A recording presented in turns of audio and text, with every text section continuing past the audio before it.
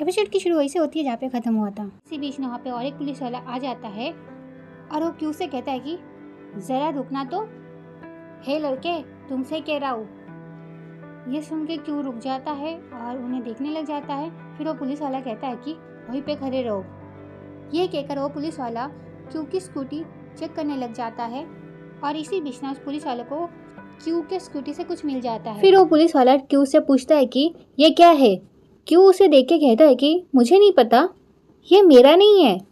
ये सुन के पुलिस वाला कहता है कि तुम्हारा कैसे नहीं है, तुम्हारे तो स्कूटर से मिला है मुझे।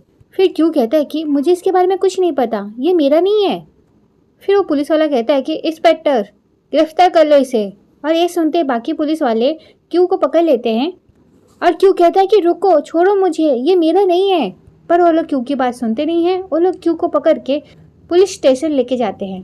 फिर ये सीन यहीं पे कट होता है। फिर हम टीचर को देखते हैं जो जा रही होती है, उसके पीछे पीछे बेंसर आ रहे होते हैं और बेंसर टीचर से कहते हैं कि टीचर रुको, टीचर प्लीज़ रुको, मैंने तुम्हें पहले ही सब कुछ बता दिया है, फिर भी तुम इतनी चुपचाप क्यों हो? क्या तुम्हें मुझे मेरे सवालों का जवाब नहीं देना है? फिर टीचर कहती है कि जब कोई अपना धोखा दे तब कैसा लगता है मैं समझ सकती हूँ, मुझे आपसे हमदर्दी है और मैं आपका हाल भी समझ सकती हूँ। फिर बेंसर कहते हैं कि तो हम दोनों का क्या? फिर टीचर कहती है कि जिनकी पहली शादी हो चुकी है उनसे मुझे कोई प्रॉब्लम नहीं, आजकल इस बात से किसी को कुछ फर्क नहीं पड़ता। किसी का तलाक होने का मतलब ये नहीं कि वो बुरा इंसान है। फिर बेंसर कहते हैं लेकिन, फिर टीचर कहती है कि लेकिन मैं नहीं चाहती कि मैं ऐसे कोई हालत में रहूं। आप लोगों की सोच तो पहले से जानते हैं। हम एक बार क्या डिनर पे गए, लोगों को लगने लगा कि मैं पार्टनर पोजीशन पाने के लिए ये सब कर रही हूँ। मिस्टर बेन, आपका एक अपना परिवार है। अगर मैंने आपके साथ रिश्ता रखा तो लोग कहेंगे कि आपका डिवोर्स भी मेरे वजह से हुआ है। मिस्टर बेन, आपका एक अपना परिवार है, आप ही बताइए लोग मेरे बारे में क्या सोचेंगे? ये सारी बातें सुन के बेंसर कहते हैं कि लेकिन जो हुआ है इसमें तुम्हारी कोई गलती नहीं है, इसमें सारी गलती मेरी है टीचर। ये सुन के टीचर कहती है कि लेकिन किसी को सच्चाई से कोई लेना देना नहीं, लोग जो देखते हैं वो उसी को सच मानते हैं। लोग तो यही सोचेंगे ना मैं एक शादीशुदा आदमी के साथ रिश्ता रख रही हूँ। ये सुन के बेंसर कहते हैं कि मुझे माफ़ कर दो टीचर। फिर टीचर कहती है कि मैं आपसे नाराज़ नहीं हूँ बेंसर, लेकिन आपके सवाल का मेरे पास यही जवाब है। ये सुन के बेंसर कहते हैं कि हाँ मैं समझ गया। फिर टीचर बेंसर से कहती है कि मुझे घर छोड़ने के लिए शुक्रिया। ये कह के वहाँ से चली जाती है और बेंसर बस टीचर को वहाँ से जाते हुए देख रहे होते हैं। उसके बाद बेंसर भी उदास मन से वहाँ से चले जाते हैं। फिर हम बेंसर को ना घर जाते हुए देखते हैं। बेंसर बहुत उदास होते हैं और वो कुछ सोच रहे होते हैं और ये सीन यहीं पे कट होता है। फिर नेक्स्ट सीन में हम टीचर को देखते हैं जिसके घर की बेल बजती है तो टीचर जाके देखने लग जाती है कि कौन आया है। फिर टीचर देखती है कि वहाँ पे वॉचमैन आया हुआ है। ये देख के टीचर डोर खोल देती है और उनसे कहती है कि हाँ जी कहिए। फिर वो वॉचमैन कहता है कि जी ये आपका पार्सल आया है। ये देख के टीचर कहती है कि ओह आपका शुक्रिया। फिर वॉचमैन वहाँ से चला जाता है और टीचर भी दरवाज़ा बंद कर देती है। फिर टीचर ने उसका पार्सल खोल के देखती है, उसमें ना टीचर का फेवरेट फूड होता है। ये देख के तो टीचर समझ जाती है कि ये किसका काम है। फिर टीचर कहती है कि क्यों यहाँ आया था। और इसी बीच ना टीचर को ना बेंसर का मैसेज आता है, क्या तुम मुझे और एक मौका नहीं दे सकती? ये पढ़ के टीचर तो सोच में पड़ जाती है कि वो क्या करे। फिर टीचर क्यू के दिए हुए गिफ्ट को और बेंसर के पूछे हुए सवाल को सोचने लग जाती है कि वो अब क्या करे। फिर ऐसे नहीं पे कट होता है। फिर नेक्स्ट डे हम उस नमूने को देखते हैं जो सोशल मीडिया में जाकर कुछ लॉ की बातें कह रहा होता है और उसे देखने वाले बहुत कम लोग होते हैं। वो बोलता है कि अगर आप कभी भी कोई ड्रग्स केस में फंस जाते हैं और वो गुनाह आपने नहीं किया है तो तुरंत बता देना कि ये आपका नहीं है। याद रहे कि अगर आपको कभी पुलिस कुछ पेपर साइन करने को दे तो आप कभी साइन मत करना। फिर नमूना बोलता है कि लेकिन कभी अगर आप रंगे हाथ पकड़े गए तो गुनाह मान जाना और उसे नकारना मत, वरना आपको बहुत दिक्कत हो जाएगी। नमूना यहाँ पे बता रहा होता है इस बारे में और यहाँ पे ना हमको क्यू भी दिखाया जा रहा होता है कि सच में क्यू भी यही कर रहा होता है। वो भी डिनाई कर रहा होता है कि ये उसका नहीं है, फिर भी वो पुलिस वाले उसकी सुन नहीं रहे होते हैं। फिर नमूना कहता है कि तो फिर आप क्या करेंगे? तो फिर आप तो जो लोग इन चीज़ों में इन्वॉल्व है तो आपको उन लोगों को पकड़ने के लिए पुलिस की मदद करनी चाहिए। और जब मामला कोर्ट में आ जाएगा तब आर्टिकल 100/2 मुताबिक कोर्ट हर उन हालातों पर गौर करेगी जिसके वजह से आपने ये गुनाह किया। फिर नमूना कहता है कि रुक जाओ, अगर आप लोगों में से कुछ लोगों को लग रहा है कि ड्रग्स केस में अगर आप आसान तरीके से बच सकते हैं तो ये आपकी गलतफहमी है। और इसी बीच ना उस नमूने की नज़र पड़ती है उसके ऑडियंस पर।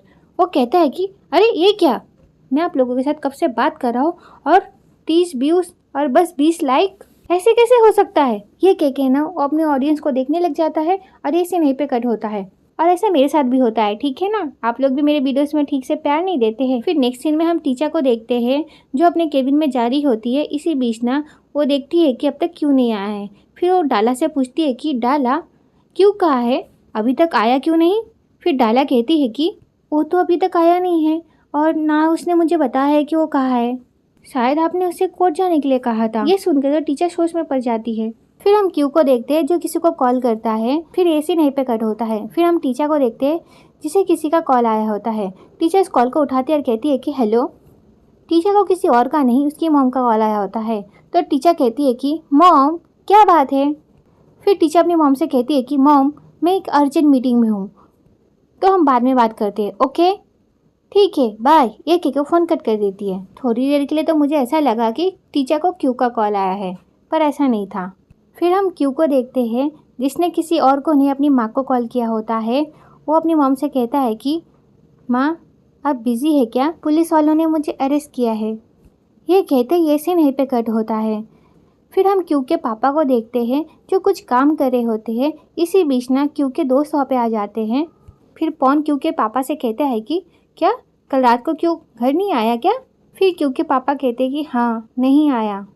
फिर क्यू के पापा कहते हैं कि ऐसे मुझे तो लगा कि वो तुम्हारे घर पे है। फिर पॉन कहता है कि नहीं वो तो मेरे साथ नहीं था। फिर क्यू के पापा कहते हैं कि अच्छा। फिर पॉन कहता है कि हाँ। फिर वहाँ पे टीन आता है और कहता है कि कहीं वो ऑफिस में तो रुक नहीं गया।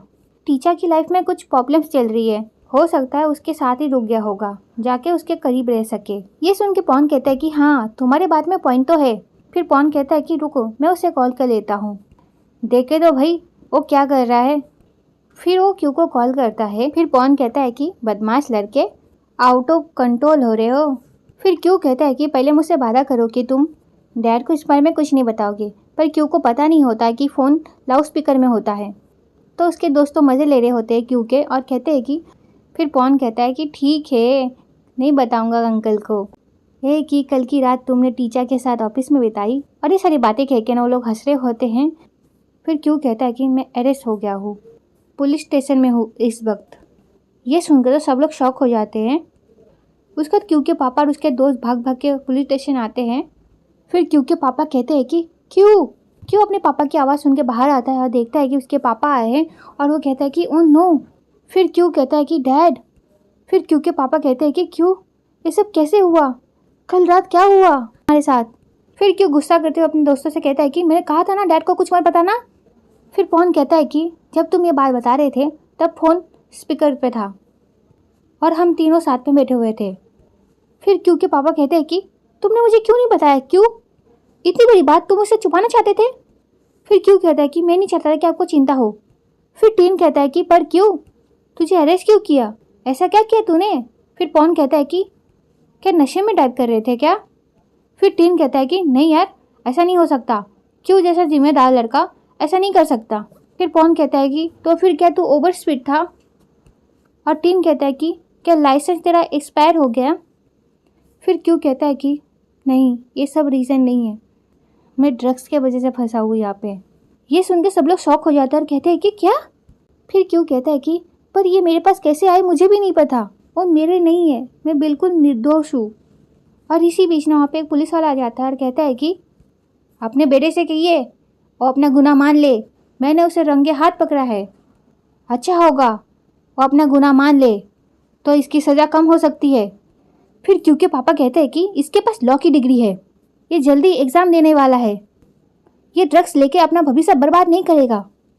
फिर वो पुलिस वाला कहता है कि ये ड्रग्स लेने के कारण गिरफ्तार नहीं हुआ है, इसने बेचने के लिए ड्रग्स अपने पास रखे थे। यह सुनकर उसके दोस्त कहते हैं कि क्या ये सच बोल रहा है। फिर वो पुलिस वाला कहता है कि यह बहुत बड़ा गुनाह है, अच्छा होगा इसके लिए ये अगर कन्फेस कर ले। फिर क्यू के पापा कहते हैं कि नहीं, ये सच नहीं है, मेरा बेटा ड्रग डीलर नहीं है। तो ये वीडियो यहीं पे ख़त्म होती है। नेक्स्ट पार्ट के लिए कमेंट करना। Okay, bye bye.